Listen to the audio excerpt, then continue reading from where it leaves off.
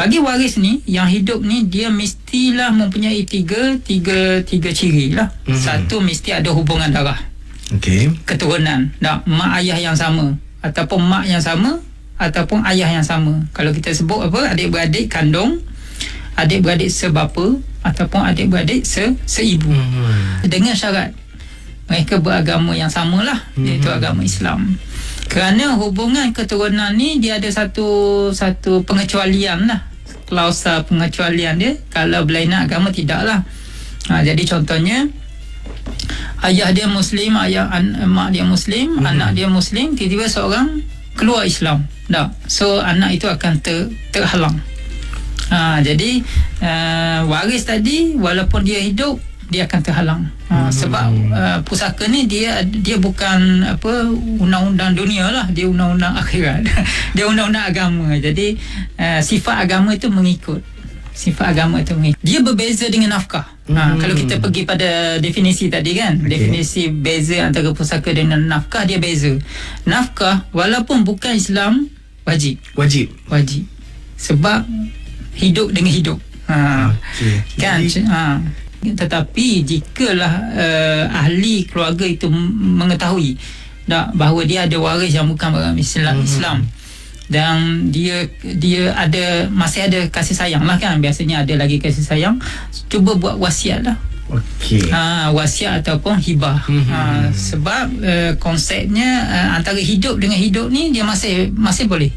Sebab tu dalam Islam, kalau seorang bapa dia ada anak yang non Muslim, ataupun dia ada mak yang bukan Islam, dia masuk Islam, mak dia bukan Islam, dia masih bertanggungjawab untuk tanggung nafkah mak dia atas hukum anak dan ibu dan anak lah. Hukum tu masih berjalan. Sebab tu dalam Islam dia tidak memutuskan silaturahim antara anak dan ibu, anak dan bapa, cuma dari segi faraid saja. Sebab dia antara orang yang mati. So orang mati ni dia tidak ada beban lah kan, macam kita lah, ayah kita mati pagi tadi, tengah hari semayang Zuhur tak tanam lagi, takkan kita kata ayah semayang kan. So dia tak ada beban dah. So duit dia tu akan mengikut aturan hukum. Tapi jika yang hidup, dia tetap aturan dia. Wajib untuk memberi nafkah. Ya, wajib nafkah. Okey, yang kedua, syarat dia berkahwin. Berkahwin ni dengan sebab kahwin saja dia akan dapat harta pusaka. Dia tidak disyaratkan bersekedudukan. Berkahwin dia tak syarat sekedudukan. Contohnya dia kahwin hari ni, petang accident, mati kan, ataupun dia kahwin kat masjid, on the way balik ke rumah, accident. Dia tak salah pun sebab baru kahwin, bawa 20 je kan, 20 km, tapi lori datang 100 km sejam kan, sebab break tak makan, innalillah kan. So dari segi hukum, katakan jika yang meninggal tu suami, isteri dah dapat harta pusaka. Kalau suami tu apa harta dia ada lah, dia berhak. Kita tak boleh kata baru je kahwin dah dapat harta pusaka. Suami tu pula katakan bilioner, katakanlah dah, nak tunjuk ni patut tak patut kan, dia mewarisi harta banyak. Kahwin 2 jam dapat 2 juta. Mana aci? Tak ada aci di situ. Itu hukum lah. Itu hukum. Asalkan dia kahwin dia sah, tidak kahwin sindiket, so tak ada masalah, dia akan mewarisi harta pusaka. Sebab dia telah menepati syarat untuk waris yang hidup, dan waris tu hubungan dia dihubungkan dengan perkahwinan. Sebab memang berlaku dalam sejarah Islam pun, pernah berlaku, iaitu Bawa bin Washid yang meninggal dunia ketika belum sempat bersama dengan suaminya. So itulah yang kita boleh ambil teladan di situ. Begitu juga kerana perkahwinan juga ni, dia akan dapat mewarisi kalau perkahwinan itu, perceraian itu, dia kahwin kemudian cerai dalam edah talak rajai, talak 1 dan 2. Kena ingatlah, isteri-isteri, na'udzubillah lah, isteri-isteri yang diceraikan oleh suami dia yang masih dalam edah, talak 1 dan talak 2, maksudnya talak yang boleh dirujuk kan. Maka dia, jika suami dia meninggal dunia saat itu, ataupun isterinya meninggal dunia saat itu, dia masih dapat harta pusaka.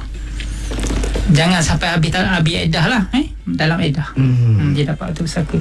Itu sebab dia masih ada hubungan tu.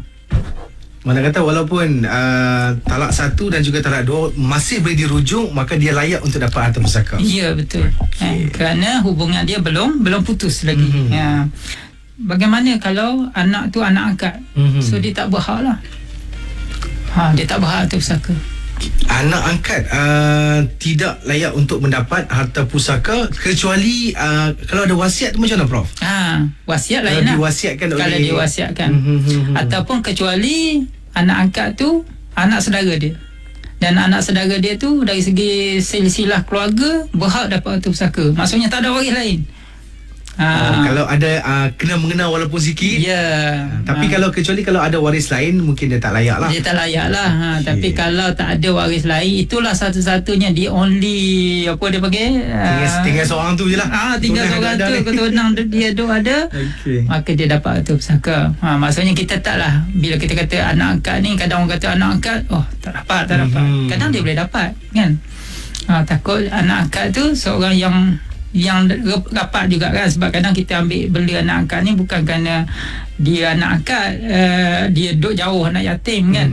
Kadang tapi dia anak saudara kita yang kita rasa kesian kat dia kan. Itu yang kita ambil dia. So dia yang tu dapat harta pusaka lah. Tapi kalau anak angkat, anak orang luar, anak tiri beza kan. Anak tiri anak yang isteri katakan kita kahwin dengan seorang isteri yang dah ada anak. Anak tu anak dia dengan suami lain, dia jadi anak tiri kita kan. Anak tiri, betul.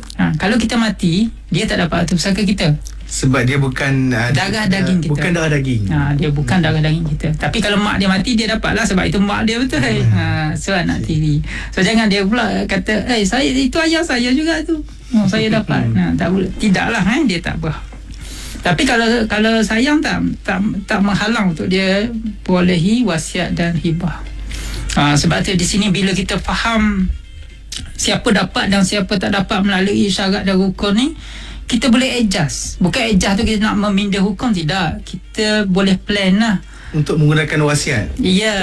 Untuk menggunakan kaedah lain. Sebab Islam ni dia taklah datang pusaka satu je. Dia ada wasiat, dia ada hibah, dia banyak package. Macam kita nak melancong lah kan. Duit sikit tak mesti tak boleh melancong dalam negeri dulu. Tapi kan Prof, saya bertanyakan Prof, kalaulah katakan satu keluarga tersebut tidak menggunakan pembahagian dari segi harta pusaka, maksud kata dalam keluarga tersebut ada anak angkat, ada anak tiri dan juga ada anak betul. Dan mungkin katakan kalau mereka mau berkongsi harta tersebut, macam mana Prof?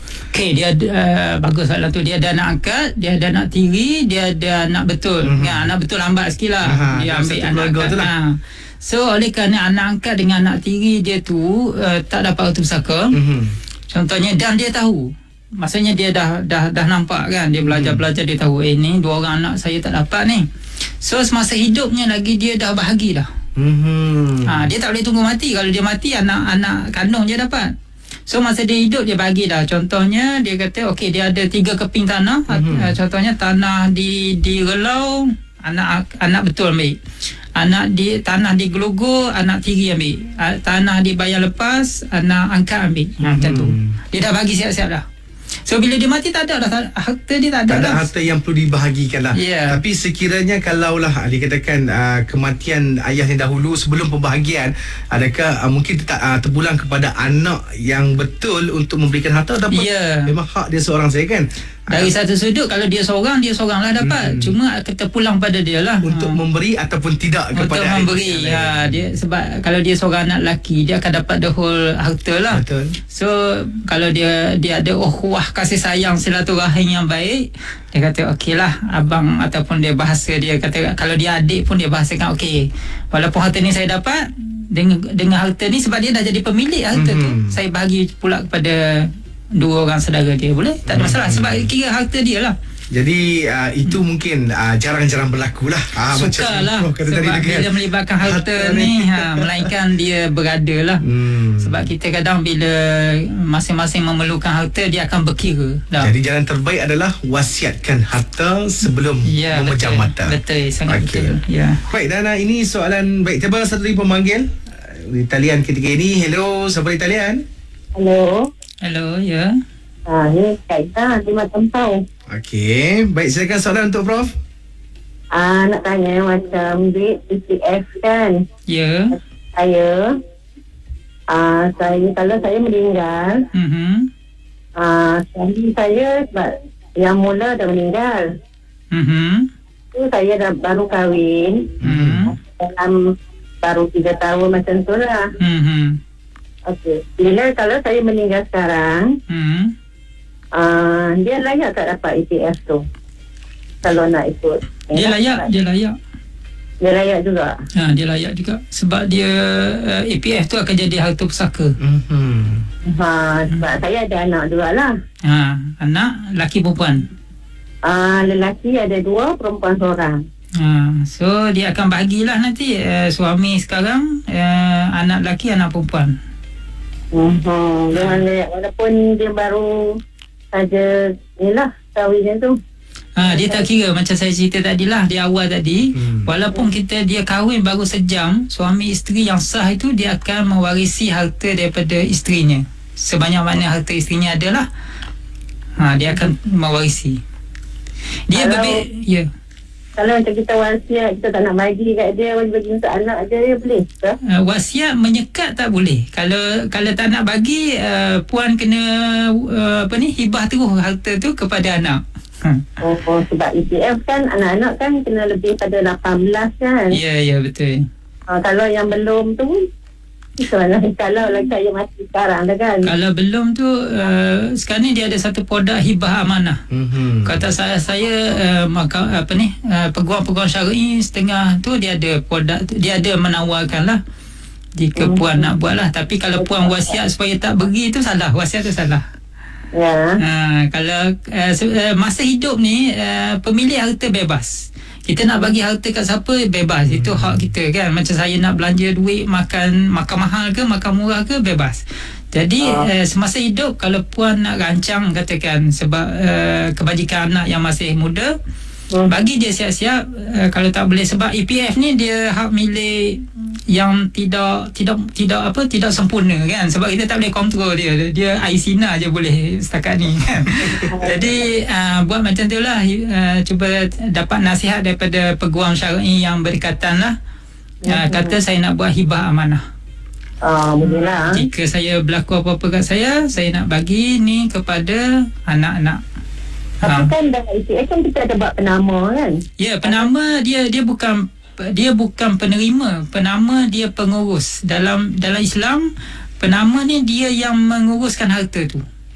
Kalau katakan puan bagi nama anak kan, kalau puan bagi nama anak, dia bukan bermakna anak tu dapat. Tidak.